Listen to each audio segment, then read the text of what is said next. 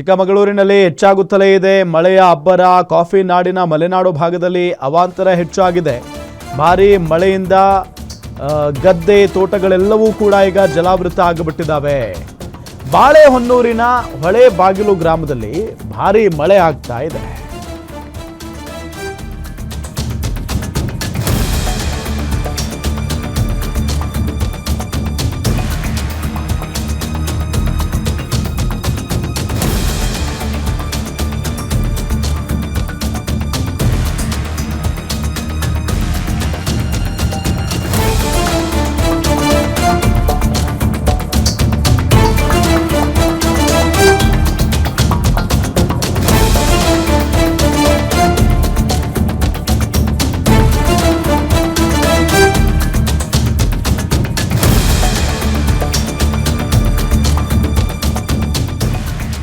ಚಿಕ್ಕಮಗಳೂರಿನಲ್ಲಿ ಹೆಚ್ಚಾಗುತ್ತಲೇ ಇದೆ ಮಳೆ ಅಬ್ಬರ.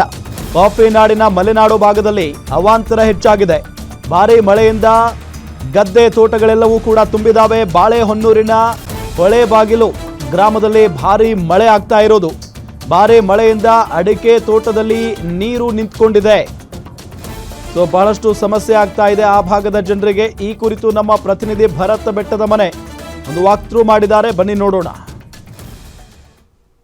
ಕೊಟ್ಟಿದ್ದ ಮುಂಗಾರು ಇದೀಗ ಅಬ್ಬರಿಸತೊಡಗಿದ್ದಾನೆ. ಅದರಲ್ಲೂ ಪ್ರಮುಖವಾಗಿ ಕಾಫಿ ನಾಡಿನ ಮಲೆನಾಡು ಭಾಗ ಅಂದ್ರೆ ಶೃಂಗೇರಿ, ಎನ್ಆರ್ಪುರ, ಬಾಳೆಹೊನ್ನೂರು ಭಾಗದಲ್ಲಿ ಪುಷ್ಯ ಮಳೆಯ ಆರ್ಭಟ ಜೋರಾಗಿದೆ. ಕಳೆದ 3 ರಾತ್ರಿಗಳಿಂದ ಸುರಿಯುತ್ತಿರತಕ್ಕಂತಹ ಧಾರಾಕಾರ ಮಳೆಯಿಂದಾಗಿ ತುಂಗಾ, ಹೇಮಾವತಿ, ಭದ್ರಾ ನದಿಯ ಹರಿವು ಹೆಚ್ಚಾಗಿದೆ. ಏನು ಅಪಾಯದ ಮಟ್ಟವನ್ನು ಮೀರಿ ಈ ನದಿಗಳು ಹರಿಯುತ್ತಿರ್ತಕ್ಕಂಥದ್ದು. ಹೀಗಾಗಿ ಏನು ನಾನೀಗ ಒಂದು ಬಾಳೆಹೊನ್ನೂರು ಸಮೀಪದ ಒಂದು ಗ್ರಾಮದಲ್ಲಿದ್ದೀನಿ. ಈ ಒಂದು ಹೊಳೆಬಾಗ್ಲು ಅಂತಕ್ಕಂಥ ಒಂದು ಗ್ರಾಮ ಏನಿದೆ, ಈ ಗ್ರಾಮದ ಪಕ್ಕದಲ್ಲೇ ಈ ಒಂದು ಭದ್ರಾ ನದಿ ಹರಿಯುತ್ತದೆ. ಈ ಒಂದು ಭದ್ರಾ ನದಿಯ ನೀರಿನ ಪ್ರಮಾಣ ಏರಿಕೆಯಾದಂತೆ ಅಕ್ಕಪಕ್ಕದ ತೋಟಗಳು ಸಂಪೂರ್ಣವಾಗಿ ಮುಳುಗಡೆಯಾಗುತ್ತೆ. ಸುಮಾರು 5 ರಿಂದ 6 ಅಡಿಗಳಷ್ಟು ತೋಟದಲ್ಲಿ ನೀರು ನಿಲ್ಲೋದ್ರಿಂದ ಕಾಫಿ ಮತ್ತು ಅಡಿಕೆ ಸಾಕಷ್ಟು ನಷ್ಟವನ್ನ ರೈತರಿಗೆ ಉಂಟು ಮಾಡುತ್ತೆ. ಅದೇ ಮಾದರಿಯಲ್ಲಿ ಈ ಒಂದು ತೋಟದ ಮಾಲೀಕರಾದಂತಹ ಕಮಲಾ ಅವರು ನಮ್ಮ ಜೊತೆಗಿದ್ದಾರೆ. ಅವ್ರನ್ನ ಮಾತಾಡ್ತಾ ಹೋಗ್ತೀನಿ. ಅಮ್ಮ ನಮಸ್ತೆ. ಪ್ರತಿ ಬಾರಿನೂ ಹೊಳೆ ಬಂದಂತಹ ಸಂದರ್ಭದಲ್ಲಿ ಈ ರೀತಿಯಾಗಿ ತೋಟ ಮುಳುಗಡೆ ಆಗುತ್ತೆ, ಹೇಗೆ?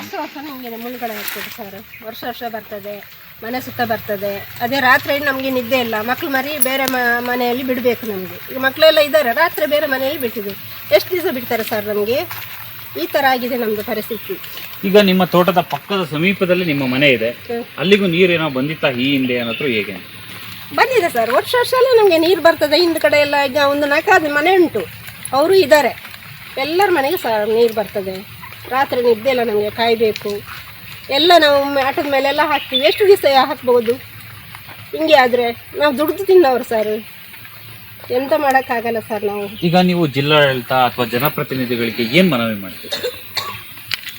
ಅವ್ರಿಗೆ ಎಂತ ಮಾಡೋದು? ನಾವು ನಿಮ್ಮ ಹತ್ರ ನಿಮಗೆ ಹೇಳೋದು, ನಾವು ಎಂತ ಹೇಳೋಕ್ಕಾಗಲ್ಲ ಸರ್. ಅಂದ್ರೆ ಬೇರೆ ಕಡೆಗೆ ಏನಾದ್ರು ಶಿಫ್ಟ್ ಮಾಡಿ ಅಂತ ಕೇಳ್ಕೊಳ್ತೀರಾ, ಹೇಗೆ ಅಂತ? ಅದೇ ಫಸ್ಟ್ ನಮ್ಮ ಮನೆ ಹೋಗುವಾಗ ಬೇರೆ ಕಡೆ ಸೈಟ್ ಮೇಲೆ ನಿಮಗೆ ಜಾಗ ಕೊಡ್ತೀನಿ. ಅದ್ರ ಮೇಲೆ ಸುದ್ದಿ ಇಲ್ಲ, ನಮಗೆ ಏನು ಕೊಟ್ಟಿಲ್ಲ. ಆವಾಗ ಇವರು ಎಂತ ಮೋದಿ ಅವರು ಆವಾಗ ನನಗೆ 5 ಲಕ್ಷ ದುಡ್ಡು ಕೊಟ್ಟರು ಆವಾಗೆಲ್ಲ. ಅದ್ರ ಮೇಲೆ ಮನೆ ಎಲ್ಲ ಕಟ್ಟಿದ್ವಿ ಸರ್. ಆದರೂ ನಮಗೆ ಸಾಕಾಗಿಲ್ಲ. ಸಂಘದಲ್ಲಿ ಸಾಲ ಮಾಡಿದ್ದೀವಿ, ಮನೆ ಕಟ್ಟಿದ್ವಿ. ಮತ್ತೆ ನೀರು ಹಿಂಗೆ ಬಂದರೆ ನಾವು ಎಂತ ಬೇಡ ಸರ್?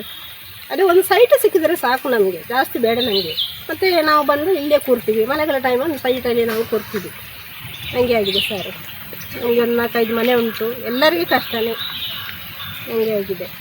ಇವಿಷ್ಟು ನೊಂದ ಮಹಿಳೆಯ ಮಾತು. ಏನು ಈಗಾಗಲೇ ಈ ಒಂದು ನದಿ ಪಾತ್ರದಲ್ಲಿ ದಿನದಿಂದ ದಿನಕ್ಕೆ ಮಳೆಯ ಪ್ರಮಾಣ ಏರಿಕೆಯಾದಂತೆ ನೀರಿನ ಪ್ರಮಾಣ ಕೂಡ ಏರಿಕೆಯಾಗುತ್ತೆ. ಆ ಒಂದು ಗರಿಷ್ಠ ಮಟ್ಟವನ್ನು ಮೀರಿ ಈ ನದಿಯ ನೀರು ನೇರವಾಗಿ ಮನೆಯ ಅಂಗಳಕ್ಕೆ ತಲುಪುತ್ತೆ. ಹಾಗಾಗಿ ಅಲ್ಲಿ ಜೀವನ ನಡೆಸೋದು ಕಷ್ಟ. ಹಾಗಾಗಿ ನಮಗೆ ಪುನರ್ವಸತಿಗಾಗಿ ಬೇರೆ ವ್ಯವಸ್ಥೆಯನ್ನ ಮಾಡಿಕೊಡಿ ಅಂತಕ್ಕಂಥ ನಿಟ್ಟಿನಲ್ಲಿ ಮನವಿಯನ್ನ ಮಾಡ್ತಾ ಇದ್ದಾರೆ. Bharat, guarantee news, Chikkamagaluru.